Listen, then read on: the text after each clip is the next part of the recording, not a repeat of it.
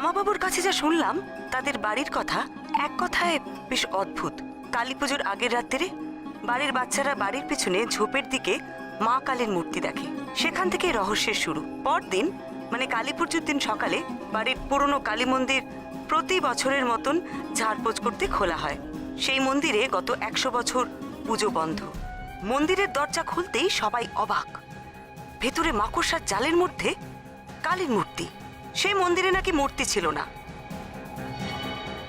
তারপর কি করা হলো?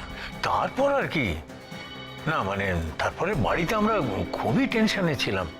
আর বিশেষ করে আমার উপরে একটা চাপ তৈরি করা হলো। ওই চাপটা তৈরি করলো আমার বোন আর আমার বৌমারা। দাদা, তুমি কেন বুঝতে চাইছো না বলো তো? মা পুজো চাইতে এসছেন, উনি নিজে থেকে এসছেন, আমাদের এখানে ঠাঁই নিয়েছেন আমাদের মন্দিরে। এর মধ্যে তোমার সন্দেহ কেন হচ্ছে বলো তো? তুই বুঝতে পারছিস না চাপা, আজকের যুগে এই ঘটনাটা একেবারে অবিশ্বাস্য। যুক্তি দিয়ে দেখলে জানি বাবা, যুক্তিতে এর কোনো ব্যাখ্যা মেলে না, কিন্তু যুক্তি দিয়েও তো মিলবে না। বিশ্বাসে মিলায় বস্তু, তর্কে বহুদূর। আরে পড়াশোনা করলে কি সবকিছু জানা যায়? আচ্ছা দাদা, তুমি এই ব্যাপারে কি ভাবছো বলো তো? বাবা, আমার মনে হয় পিসিমা ঠিক কথাই বলছেন। আর আমার বাপের বাড়ির যিনি পুরোহিত, আমি তার সঙ্গে কথা বলেছিলাম, আর তিনিও বলেছেন এসব ক্ষেত্রে পুজো হওয়াটাই দরকার, না হলে মা অসন্তুষ্ট হবে। বড় খোকা, তুই একটু বাবাকে বোঝাতো। সব ব্যাপারে নিজের জেদ দেখানো ঠিক নয়। পুজোর দিনে মা পুজো না ফেরত চলে যাবে? হ্যাঁ বাবা, মাথাটা একটু ঠান্ডা করে ভেবে দেখো। মানে সবাই যখন চাইছে বাড়ির মঙ্গলের জন্য পুজোটা দেওয়া দরকার, তুমি না করো, পুজোটা দিয়ে দিলেই তো ঝামেলা চুকে গেল। বলো, বসে বসে কি ভাবছো বলো তো? চুপ করে থেকো না, দোহাই তোমার। মায়ের ইঙ্গিত তো পরিষ্কার। আচ্ছা, এখন কি তোমার দেরি করার সময়? মামা, মা কিন্তু কথাটা খুব ভুল বলছে না। পুজোটাই যদি ঠাকুরের ইচ্ছা হয় তাহলে সেটা করতেই বা ক্ষতি কি? তুমি কেন চুপ করে আছো? তোমারও কি মনে হচ্ছে যে পুজো করাটা খুব জরুরি? বাবা, অত শত জানি না, তবে ভয় ভয় করছে। আচ্ছা আচ্ছা, তোমরা তো ভয় পাচ্ছ কেন বলো তো? হ্যাঁ, এটাও তো হতে পারে যে কেউ চাবিটা নকল করে মূর্তিটা ওখানে রেখে গিয়েছে। এ তুমি কি বলছো দাদা? শুধু শুধু মা কালীর মূর্তি কেউ কেন রেখে যাবে? তাছাড়া সবসময় বাড়িতে ঘর ভর্তি লোক, কারো না কারো নজর তো পড়বেই। হ্যাঁ বাবা, এটা কিন্তু ঠিক বলেছে। তাছাড়া তুমি বলছো যে কেউ চাবি নকল করেছে। কেউ চাবির নকলটা করবে কি করে? তুমি বলো, সব সময় চাবিটা আমার আঁচলে বাঁধা থাকে। কিভাবে নকল করবে তুমি আমায় বোঝাতে পারবে?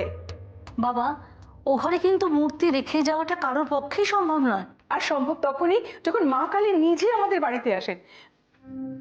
আর আমাদের বাড়িতে এই অলৌকিক ঘটনা ঘটেছে দাদা। দাদা গো, তুমি আর দেরি করো না। মা কালী আমাদের দরজায় দাঁড়িয়ে, পুজো না পেয়ে রেগে ফিরে না যান। তুমি আমার কথা বিশ্বাস করো, তুমি পুজোর ব্যবস্থা করো। আমরা সকলে আছি, আমরা সকলে আছি তো। পুজোর ঠিক ব্যবস্থা হয়ে যাবে দাদা। দেখ, আমাকে একটু ভাবতে দে তোরা। আজ 100 বছর ধরে যে পুজোটা বন্ধ হয়ে রয়েছে, সেটাকে ওরকম হুট করে চালু করা যায় না। তাছাড়া মূর্তিটা ওখানে কি করে এলো সেটা আমাকে আগে জানতে হবে। কিন্তু কিন্তু বাবা, তুমি এটার খোঁজ করবে কি করে? এটা তো পুলিশ ডাকার ব্যাপার নয় না। আর ডাকলেও এসব ঘটনায় তারা আসবে বলে মনে হয় না। চুরি ডাকাতি বা বড় কোনো ঘটনা তো নয়। তাহলে আর কি? গালে হাত দিয়ে বসে বসে ভাবো তুমি? দাদা, আমি ভালোর জন্যই বলেছিলাম। আচ্ছা, তোমরা তো উতলা হচ্ছ কেন বলো তো? 100 বছর ধরে বন্ধ হওয়া পুজো, সেটা ওরকম হুট করে চালু করা যায় না। মা নিজে পুজো চাইলেও তুমি পারো না? এ তোমার কেমন যুক্তি দাদা, বলো দেখিনি? দেখো দাদা, ভালো বলছি, মা কালীকে চটিও না, রক্ত খাওয়া দেবী, সর্বনাশ ঘটে যাবে কিন্তু।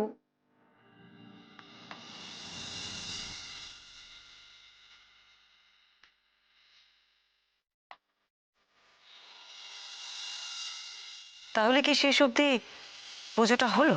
না না, আমি আবার ওই দরজাতে তালা দিয়ে দিই। সবাই খুব ভয় পেয়েছিল, তবে আমি আমি সে ভয়টাকে মাথায় উঠতে দিইনি।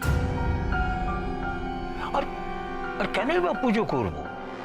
না মানে কে প্রতিমাটা আনলো, কে ওটা ওখানে রাখলো, আর কেনই বা রাখলো, কিছুই তো বোঝা যাচ্ছিল না। আর তার মধ্যে ওই কালী পুজোর দুপুরে আবার একটা ঘটনা ঘটলো। কি ঘটনা? কি জানো, আমাদের আমাদের বাড়িতে ওই বাড়িতে তৈরি পিদিম এই সারা বাড়িতে দেওয়া হয়, মানে সেটাই দেওয়া চলে আসছে আর কি। তা বাড়ির বৌমারা দুপুরবেলা উঠোনে বসে ওই পিদিমেরই সলতে পাকাচ্ছিল। সেই সময়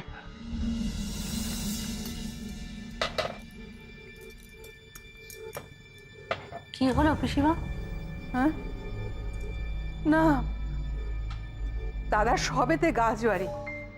কি ভেবে যে উনি মন্দিরে তালা দিয়ে দিলেন, বিশ্বাস করো বড় বৌমা, ভয় আমার বুক দুরু দুরু করছে। পিসিমা, আমারও খুব ভয় করছে জানেন তো। আচ্ছা পিসিমা, বাড়ির কোনো অমঙ্গল টমঙ্গল হবে না তো? আমি কি করে বলবো বড় বৌমা, সে তোমার শ্বশুর মশাইকে কে জিজ্ঞেস করো। কি ভেবে যে উনি ঘরে আসা কালী মাকে এই ভেবে ফিরিয়ে দিলেন, আমি আমি আমি কিছুই বুঝতে পারছি না। আমার ভীষণ ভয় করছে। মা, মা তুমি রক্ষা করো, মা তুমি রক্ষা করো। বাড়িতে ছেলে পুলে নিয়ে থাকি, ভয় তো আমাদের হবেই। কি হতো ঠাকুরের পুজোটা করলে? পার্সেল এসছে, পার্সেল। কি আছে? দাদু কোথায় পিসি ঠাম্মা? কেন? না, আজকে বাবার নামে পার্সেল এসেছে। এই তো দাদুর নাম লেখা, সুধাকর সেন। হ্যাঁ, সে নয় বুঝলাম, কিন্তু কিন্তু আজকে তো ছুটির দিন, আজকে কি করে পার্সেল এলো? আরে দূর কচু পোড়া, এটা খুলে দেখলেই তো হয়। হ্যাঁ, দেখছি।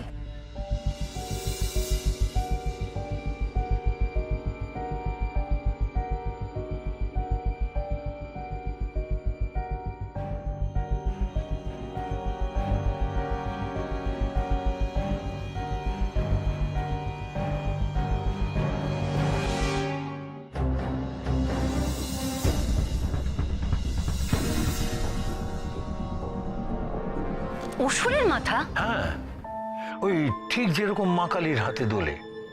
আমিও দেখলাম জিনিসটা, আর কি বলবো, তারপর থেকে মনে একটা নতুন ভয় বাসা বাঁধলো।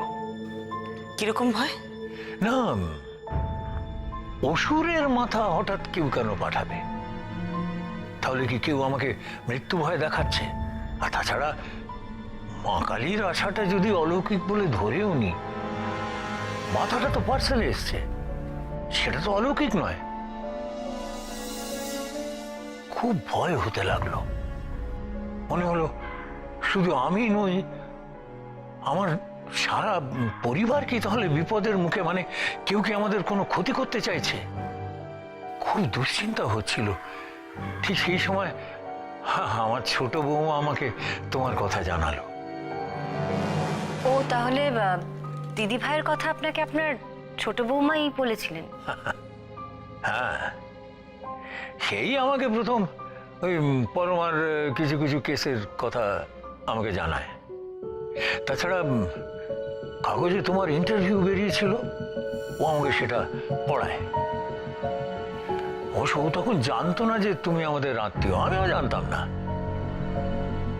কিন্তু তোমার ইন্টারভিউয়ে ওই তুমি যখন তোমার শাশুড়ির কথা বলছিলে, তখন আমার কিরকম যেন মনে হলো, তাহলে কি তুমি আমাদের দিতিপ্রিয়ার ছেলের বউ? আসলে যেরকম মানসিক দোলাচলে ছিলাম না, সব সন্দেহ ভয় ঠয় ঝেড়ে ফেলে ভাবলাম একবার কপাল ঠুকে চলেই যাই, দেখি। তাই চলে এলাম। তুমি মা আমার আমার পরিবারকে বাঁচাও। এই ঘটনায় আমরা সবাই খুব আতঙ্কে আছি। তুমি তুমি তদন্ত করে এই রহস্যের একটা কোনো সমাধান বের করে দাও। বাবা বাবু, আপনার সব কথা শুনে আমার যেটা মনে হলো সেটা হচ্ছে যে এইভাবে হবে না জানেন তো, মানে শুধুমাত্র আপনার মুখ থেকে শুনে আমি কিছু করতে পারবো না। আমাকে একটু যেতে হবে আপনাদের ওখানে, অনেক কিছু কাজ থেকে দেখতে হবে, বুঝতে হবে, সকলের সঙ্গে একটু কথা বলতে হবে। তাই বলছিলাম যে আমরা যদি কদিন আপনাদের ওখানে গিয়ে থাকি, আপনার কোনো আপত্তি আছে? আরে, এই দেখো, সম্পর্কে তো আমি তোমাদের মামা বাবু হই। মামার বাড়িতে তুমি থাকবে, তাতে আপত্তির কি আছে? না না, আমি সব ব্যবস্থা করে দেব, তোমার কোনো অসুবিধা হবে না। আর তাছাড়া বাড়ির সবাইও তোমাকে খুব আদরে রাখবে। আসলে ভয় পেয়ে সবাই এমন গটিয়ে আছে না। মামা বাবু, আমি কিন্তু একা যাব না, নন্দাও যাবে আমার সাথে। নিশ্চয়ই নিশ্চয়ই, গোয়েন্দার তো একজন সহকারী লাগবেই। না না, কোনো অসুবিধা হবে না। কি বলি মা, তুমি তুমি আমায় যখন আশ্বাস দিয়েছো, আমি খুব স্বস্তি পাচ্ছি। হ্যাঁ, আর তুমি যাবে বলেছো মানে এই ঘটনার একটা কিছু সুরাহা হবেই। আমি তাহলে আজ উঠি মা, ওই যাওয়ার সময় বুড়িকে একটু। না না মামা বাবু, আজ আপনার যাওয়া হবে না। আমি বলি কি নন্দা, আজ উনি এখানে থেকে যাক, কাল সকালে আমরা ওনার সাথে রওনা দেবো। হ্যাঁ হ্যাঁ হ্যাঁ, থাকুন না। বেশ বেশ, সেই ভালো হবে, তোমাদেরকে চিনিয়ে নিয়ে যেতে পারবো। একদম, আজ আমাদের এখানে থেকে যান আপনি। হ্যাঁ,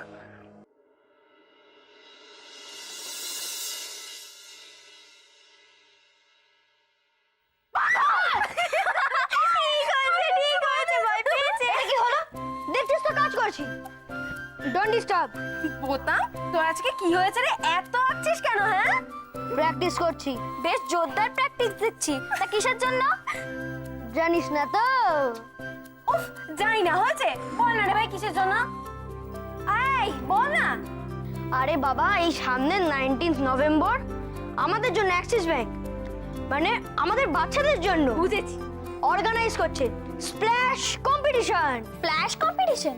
ইয়েস, আকার কম্পিটিশন। আকার আকার বিরাট বড় হবে। কত ছেলে মেয়ে আসবে জানিস? কখন হবে? ঠিক দুপুর 12টা থেকে বিকেল 5টা অবধি। না না, আমাকে জিততেই হবে। তোরা যাবি তো? যাবই তো, আমরা পার্টিসিপেট করব। বল দিদি ভাই। হ্যাঁ, পার্টিসিপেট তো করবই, কিন্তু তার আগে তো আমাদের ভালো করে প্র্যাকটিস করে নিতে হবে না? খুব মজা হবে বল। এই কিসের মজা হবে রে? কোথায় যাবি তোরা? জানো তো বড় বেবি, অ্যাক্সিস ব্যাংক আমাদের জন্য স্প্ল্যাশ কম্পিটিশন অর্গানাইজ করছে। তাই? হ্যাঁ, তিনি দিদি যাবে তো? হ্যাঁ, অবশ্যই যাবে। তোদের সবাইকে আমি নিয়ে যাব। Thank you.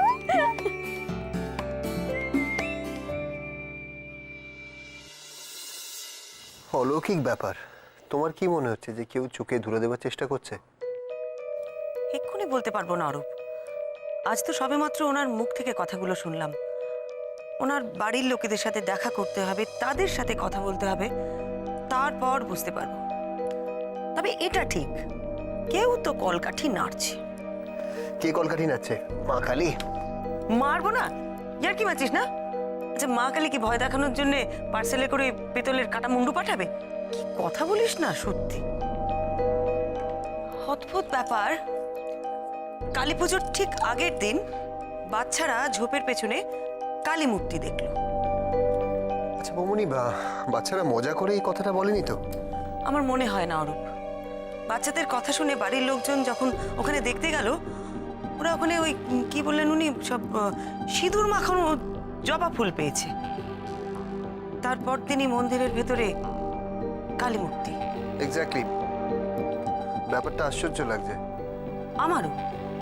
যে মন্দির খোলা হয় না 100 বছরের ওপর, যেখানে কোনো বিগ্রহ নেই, সেখানে হঠাৎ করে কালী মূর্তি এলো কোথা থেকে? আমার মনে হচ্ছে ঝোপে যে মূর্তিটা রাখা ছিল নিঘাত, সেটাই আবার ওখানে রাখা হয়েছে।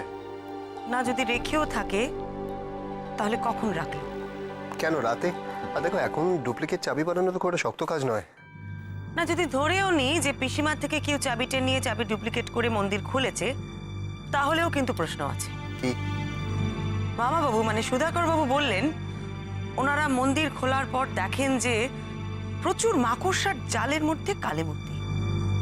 এক রাতে অত মাকড়সার জাল কোথা থেকে এলো? তার মানে মূর্তিটা আগের রাতে আসেনি। কিন্তু বৌমনি,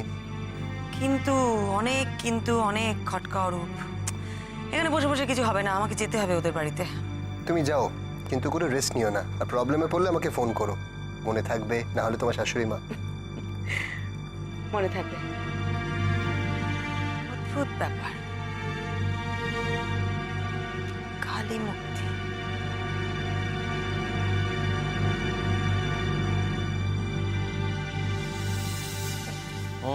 বলছি তোরা কি এক্ষুনি বেরোবি? হ্যাঁ বেরোবো, এত দূর রাস্তা তো সময় লাগবে পৌঁছতে।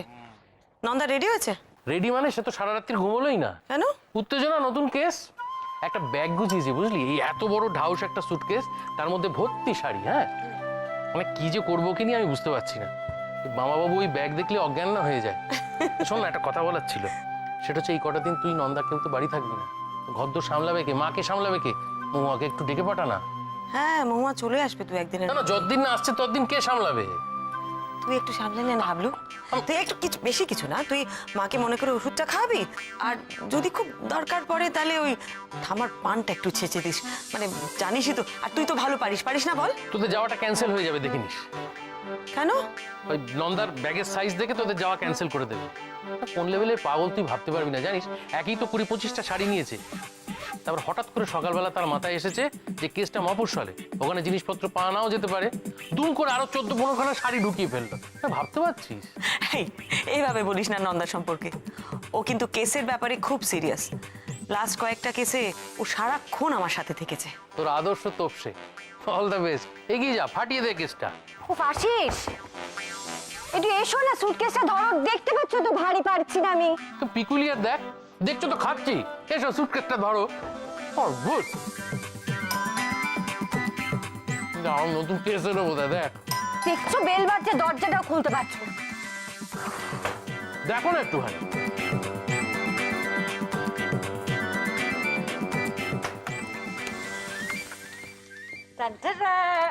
মা, ও মা, মাসিমা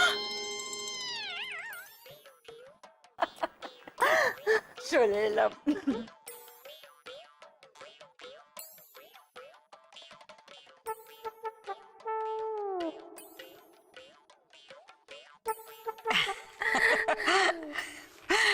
কিরকম সারপ্রাইজ দিলাম সবাইকে, চমকে দিলাম তো। চমকে মানে একবারে আঁতকে উঠেছি। নন্দু, কতদিন দেখিনি তোকে। কি করছো ছাড়ো। এই তুই কোথাও বেরোচ্ছিলি নাকি? ব্যাগ নিয়ে কোথায় যাচ্ছিস? হ্যাঁ আমি আর দিদি ভাই ওই একটা। না, তোর আজকে কোথাও যাওয়া চলবে না। কতদিন গল্প করিনি বলতো? মা মেয়েতে বসে এখন অনেক গল্প করবো। এই রূপু কোথায় রে? রূপু, রূপুকে দেখতে পাচ্ছি না কেন? কতদিন পরে এলাম বলুন বেয়ান, কি যে ভালো লাগছে। বর্দি ভাই, এ তো দেখছি বিনা মেঘে বজ্রপাত। উনি যদি শুনতে পান না তাহলে দেখবি বিভিন্ন রকম বজ্র আমাদের কানের কাছে পড়বে। তুই চুপ করে থাক। আরে মেজদার মুখটা দেখ, একবারে শুকিয়ে আমসি হয়ে গেছে। মেজদা, কংগ্রাচুলেশনস। ছোটটা কানে যদি নিউজটা যায় না বর্দি ভাই, ছোটটা তাহলে ওই শ্বশুর বাড়িতেই থেকে যাবে। সে তো যাবেই, বিপদের দিনে বন্ধু ভ্রাতা কেউ পাশে থাকে না। না না, মানে এমনিতে তো থাকা হয় না, তাই। মাসিমা কেমন আছেন? তোমাদের ছেড়ে কি ভালো থাকি বলো? কতদিন নন্দুটাকে দেখি না। নন্দু, মা এটা করো না, ওটা করো না, এসব কিচ্ছু শুনিনি। বাবা কোথায় মা? তুমি একা এলে? একাই তো এসে কি করবো বল, উনি তো হিমালয়। হ্যাঁ বাবা হিমালয়? মানে মানে লং টার্ম। হায় রে, আমার বেচারা শ্বশুরমশাইয়ের কি খারাপ অবস্থা ভাব। আচ্ছা মাসিমা, আপনি কি দাঁড়িয়ে দাঁড়িয়ে সব কথা বলবেন, না ভেতরে এসে বসবেন? কথা তো এখন হামেশাই হবে বড় মা। সকাল বিকেল দুপুর রাত্রির আমি তো এখন এখানেই থাকবো, ছেলে মেয়েদের কাছে পাবো সব সময়। এর চেয়ে আনন্দের কি আছে বলুন বেয়ান? কর্ম সেরেছে, এবার থেকে শ্রীমতী ভয়ঙ্করী এই বাড়িতেই লীলা দেখাবে বলে মনে হচ্ছে। সব নাশ হয়ে গেল। তা বেয়ান, আপনার খবর নেই কিছু নেই, এবারে হুট করে চলে এলেন। ও মা বেয়ান, খবর না দিয়ে এলাম বলে অসুবিধে হলো নাকি খবর দিয়ে আসেনি বলে থাকতে দেবেন না? ওমা ছি ছি ছি, আমি সেভাবে কথাটা আপনাকে বলিনি। ও বড় বৌমা, উনি সবে এলেন তো, শঙ্করের মাকে বলো গেস্ট রুমটা পরিষ্কার করে রাখতে। হ্যাঁ হ্যাঁ বলছি মা। মাসিমা, আপনার লাগেজ সব কোথায়? এই দেখেছো, একদম ভুলে গেছি কথা বলতে বলতে। বাড়িতে তো ট্যাক্সি দাঁড় করে এসেছি, লাগেজগুলো তো ওখানে রয়েছে। বাহ, বুঝে যাচ্ছে ধুলো পাই বিদায় হবে, বুঝলি?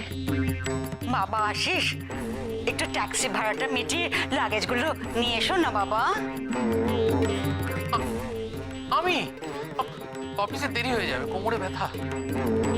আহা যা না, বিয়ানের সুটকেসটা নিয়ে আয়। আশিস যাও,